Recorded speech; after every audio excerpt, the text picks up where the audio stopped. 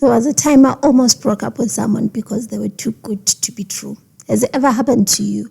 You tell yourself they're too good on paper. There must be something wrong with them.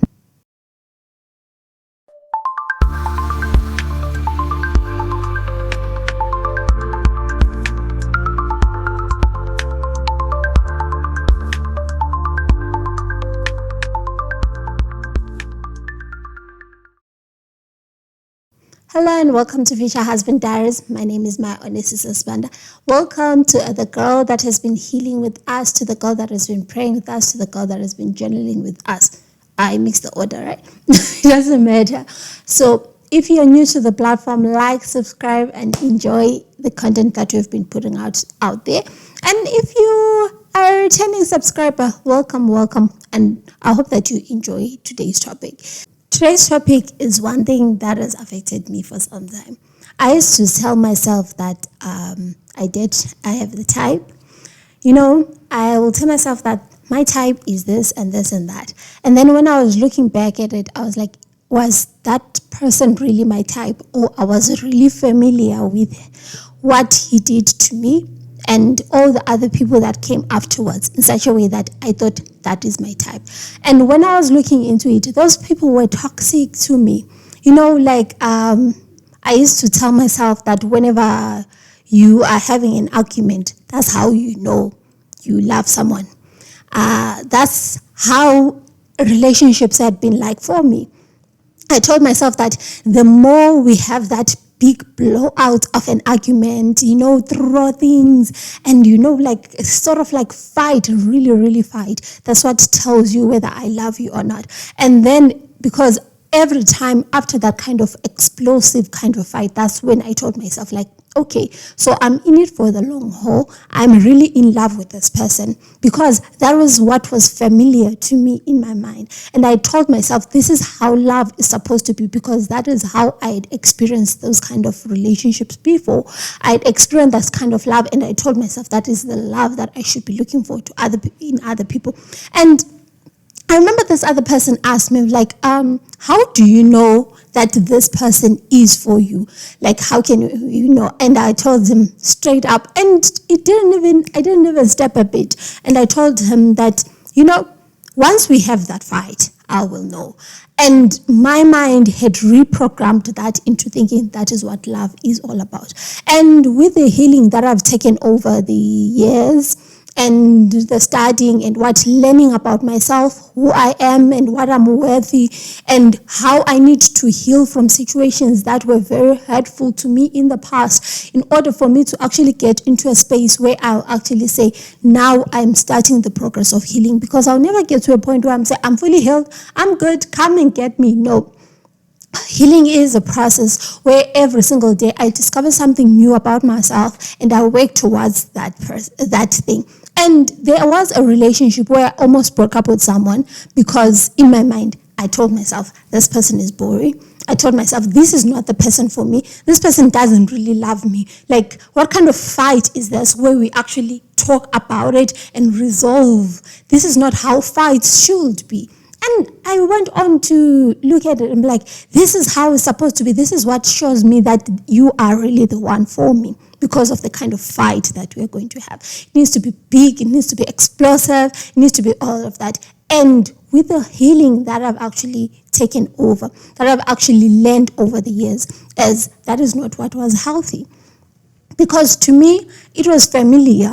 I became so familiar, and that place was a familiar place for me where we say, this, if I have this kind of fight, I've had this before, and after that kind of fight, I was love bombed, and this person would tell me how sorry they are, and they showed me things that they were not showing me in a proper relationship. They'll buy me presents, they'll take me out, they'll continue calling me to make sure that I'm okay with all of that. I associated that kind of behavior to show that after the fight, you will love me more than before the fight. Because before the fight, he wasn't doing this and this and that. So therefore, if we have that kind of fight with you, therefore, I'll know.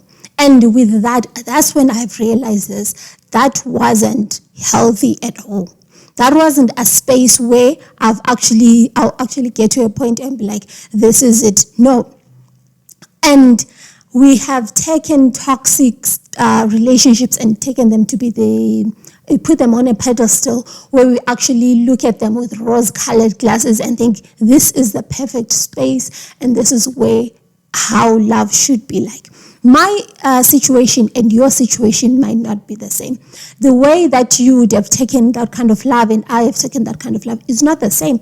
It's not the same for both of us. The reason being, you are nurtured in a different space. I was nurtured in a different space. The kind of relationships, the kind of people that I've interacted with, another kind of people that you've interacted with. Even if yes, we would have experienced the same kind of things. How our brain interprets that will be different. So what is it that we need to do? We need to understand. We need to identify what is chaos, what is familiar and toxic to us, and heal from it so that we can get to a place where we say, this is healthy and this is the right way to go.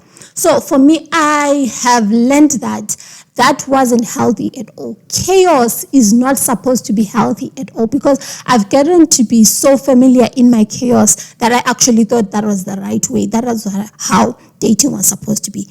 And you have your own chaos. I do not know what your own chaos is all about. Maybe you can comment and tell us what your own kind of chaos is. And if maybe you're not comfortable writing it in the comments, maybe you can tell us, you can DM me, and maybe we can have a conversation about this so that we can all be able to heal together. Because the reason is I've been so focused saying this is a space for healing, this is a space for healing, and I haven't focused on this, which made me it really pushed me into talking about this because it got to a point where we're like, okay, if we are really so focused and we are really going to heal each other and get to a point, we need to identify the chaos in our life and take the chaos out of it. Because there is nothing wrong with having peace in a relationship. The chaos is not the kind of love that you deserve. Because I think it's dopamine, the hormone that you get from all of that, right? You get that and you get sort of like addicted to it. At the end of the day, you're like, I want this, I want that. And it gets to a point where you're forcing yourself into getting all of that. And the other thing was, that I learned throughout this week and that other thing is, when that person is not really texting you back, you also, that anxiety that you get when you're waiting for the phone call to actually get in or the text back to actually get in after you've had a fight or what, that can also be addictive in its own nature. So we need to make sure that we get rid of that because our brain realizes that and our brain wants to get to that point most of the times. And we are sort of like making a neural pathway that will not be right for us and that will not be healthy in the long run, in such a way that when we get to someone who truly loves us, who is showing us that they truly love us, who is there for us every single way, who is showing up consistently in your life, who's setting up their boundaries to be up straight and everything, at the end of the day, we tell ourselves that this person doesn't love me. I'm bored. This person is not serious about me. This person might be cheating on me. We start to make up scenarios and we tell ourselves all of those things. Why? Because of what we feel is familiar and what we have reprogrammed our brain to believe is true. Number one, I have 6 things that I want to talk about that makes you to believe that you are getting familiar with your chaos and you start to believe your chaos that you're in. Number 1, consistency. Feel suspicious. When a person shows up for you consistently, when that person calls you, when that person tells you all the things that they are going through, all of these things, they show up consistently, you tell yourself, this is suspicious. This person is cheating on me. This person has another girlfriend. I am the side chick, or something has happened. This person has a person at home. We start to feel suspicious because this person is showing up consistently. Because we are not used to people showing up consistently for us unless if they have something to hide. Maybe a relationship beforehand, it happened that the person only showed up consistently for you when they were trying to hide something. So at the end of the day, you tell yourself, if they are showing up consistently for me like this, then something is suspicious. At the end of the day, we tell ourselves, like, no, this is so suspicious. I do not want to be in this space. What is happening? And we start to make a big thing out of nothing. We have a fight. We have a fight about small things with a person. You just start to annoy them at the end of the day. So they're like, yeah, I know you're cheating on me. Tell me. You sort of like push. And all of that, it's something that you need to identify. If this person, okay, I'm not saying that this person just started to show up consistently for you from nowhere. No, I'm talking about a relationship where from the get-go, this person has been showing up consistently. I'm not talking about a person who suddenly just pops up and they start become consistent. That is different. I'm talking about a person that at the beginning of the relationship, they start showing up for you consistently and you start to be suspicious because of the things that you had before. At the beginning of the relationship, they were not showing up consistently, and then now all of a sudden they're starting to show up consistently. Yes, that can be a red flag. But showing up consistently is a green flag for people, especially when someone tells you from the get-go, I'm going to show up for you consistently, I'm going to call you, I'm going to do all of this, and then you start to become suspicious. You do not have to be suspicious. You do not have to have your guard up all the time. There are some good men out there. I know I've always been talking about, hey, they are the dating pool is murky, the dating pool is small, and all of that. Yes, it does happen like that. But there are some good people out there. There are some good men out there that God has made, and has made them to be consistent. And God has made them to be, be emotionally available. God has made it to be so. We do not need to be suspicious of God's creatures. Number 2, clarity feels easy. We tell ourselves that clarity feels easy. Like a person from the get-go telling you, they're like, this is what I want. I would like this and this and this and that.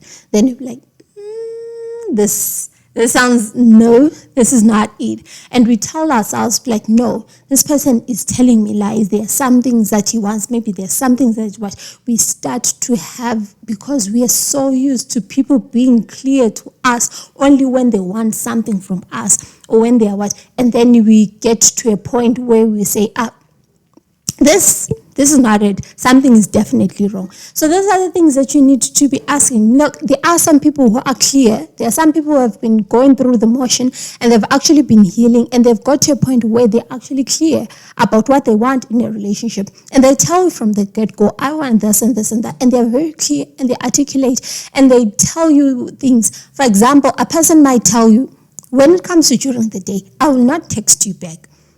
The reason why I will not text you back is because I'm really busy with the work that I'm doing or all the other things. Yes, I might be online, but I might not reply to your text. Not because I'm ignoring you, but because during the day, I like to focus. There are some things that I do for work that are online, but I want to focus and all of that.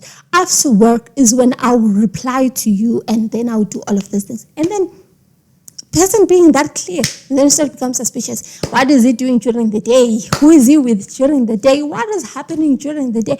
Who are you dating at your workplace? All of this trauma starts bubbling up because a person became clear from the beginning.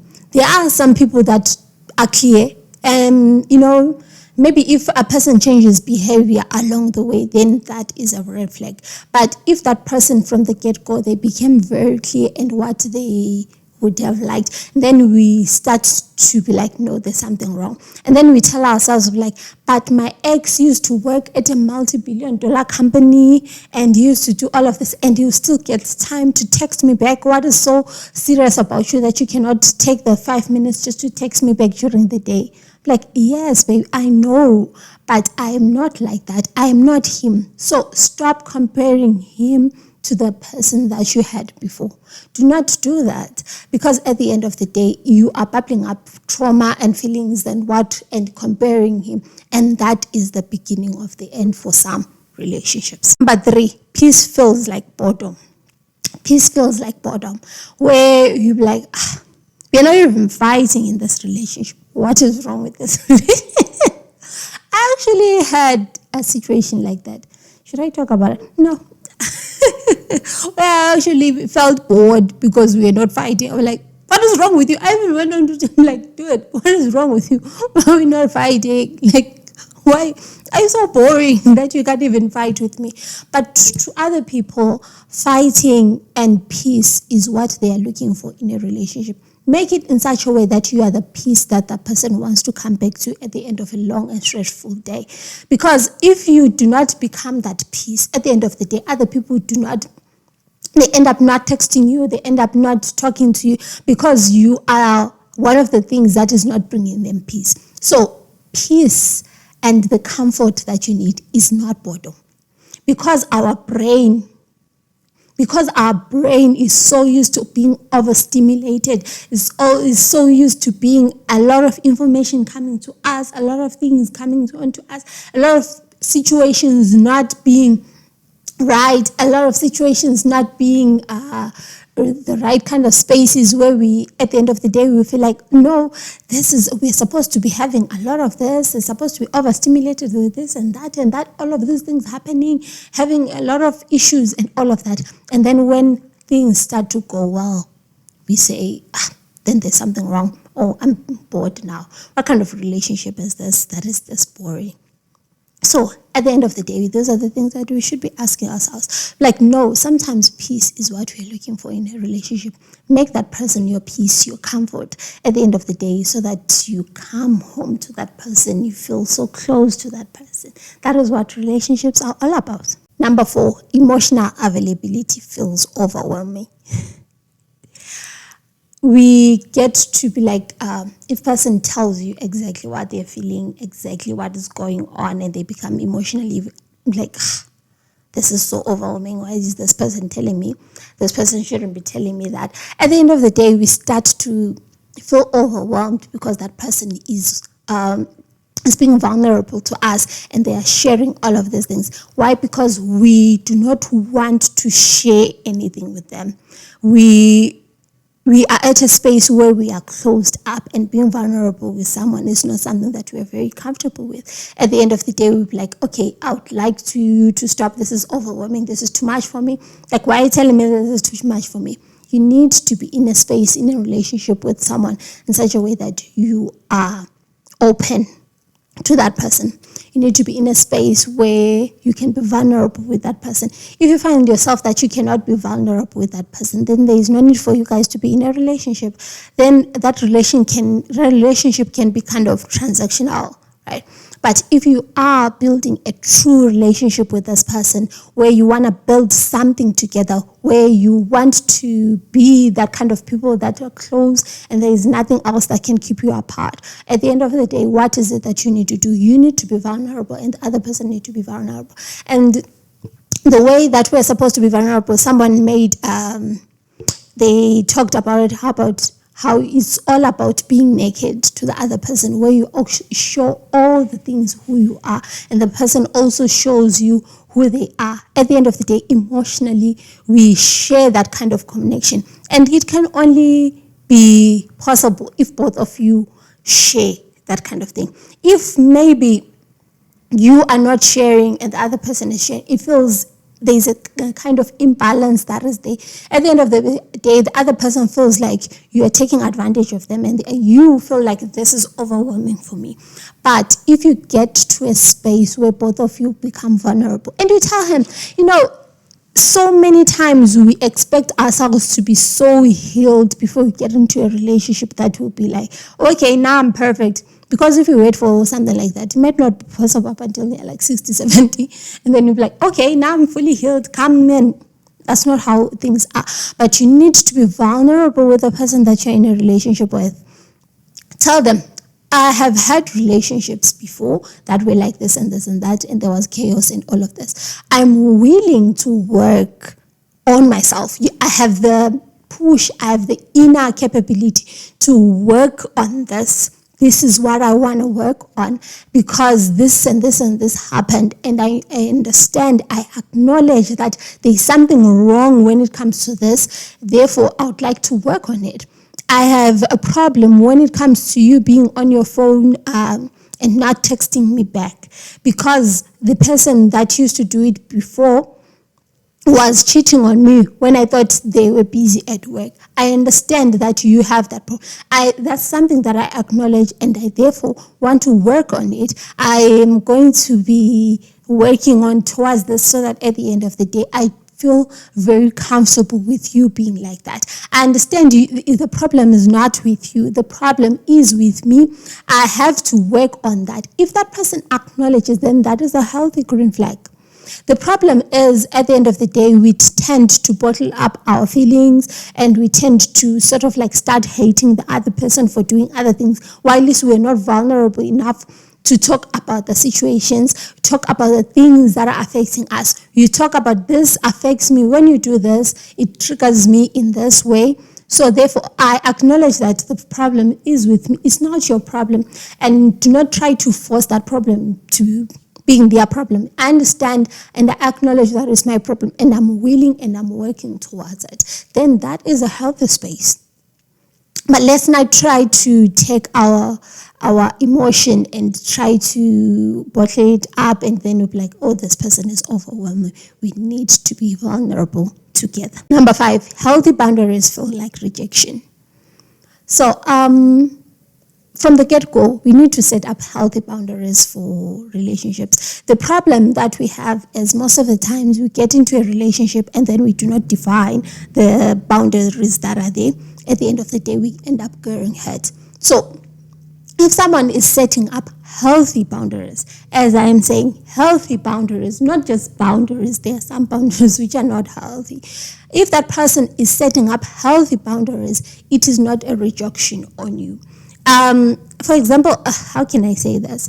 For example, someone might tell you that when it comes to me, I am very comfortable with doing, let's just say, I've been talking about a phone a lot. All right, let me continue with the phone one, right?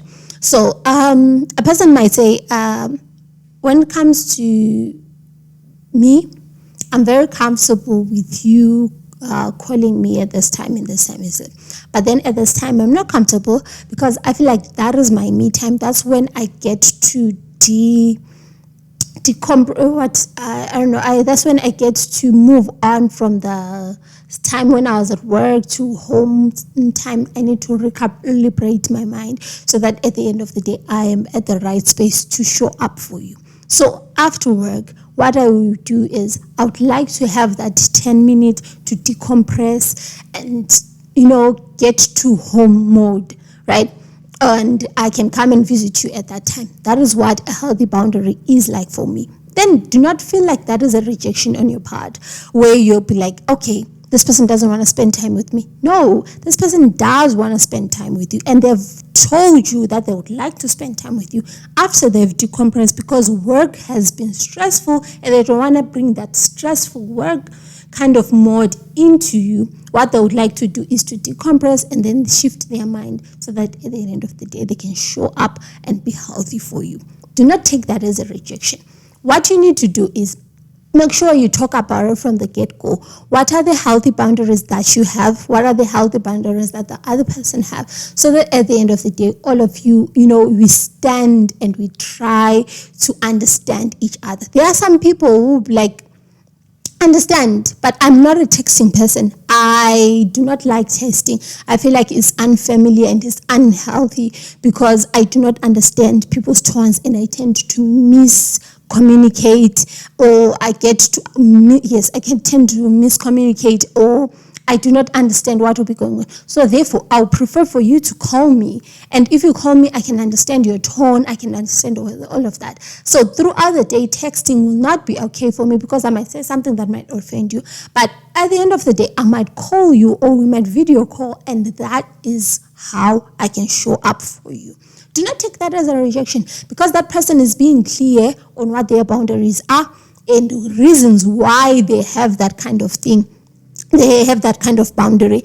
And then at the end of the day, you should not feel like it's a rejection because you've been so used to the chaos where person does this without boundaries. Because a relationship without boundaries is a relationship that will be doomed, because the other person doesn't know whether they have stepped out of they've stepped over your toes and you do not know whether you've stepped over their toes, and at the end of the day maybe someone is not talking about it, or you blow up. That is how you get to those kind of blow up kind of fights where you fight, it blows up, and someone says something they do not mean, someone says something that they do not mean. All of that because the healthy boundaries were not set even from the get-go. You need to make sure that you set healthy boundaries for each other, and do not feel like that is a rejection on your part. Make sure that you understand and fully try to understand what the person is saying, and it's not a rejection on your part. The last one is it's talking about leadership feels like control. Maybe you've been in a relationship where the other person has been controlling, and then it becomes harder for you to actually have a person who's actually leading you in a relationship. What I mean by leadership is person comes to you, we talk about it, and then we decide, and then the person, how leaders are. Leaders are supposed to come and you talk about it, you have a resolution, and then you bring it up forward. Other people feel like that is control because I've been so used to being me. I would like to do this, I would like to do that, I would like to do this. But when you're in a relationship, it's no longer I. It's now a we. Yes, you have to get to a point where you guys are a we.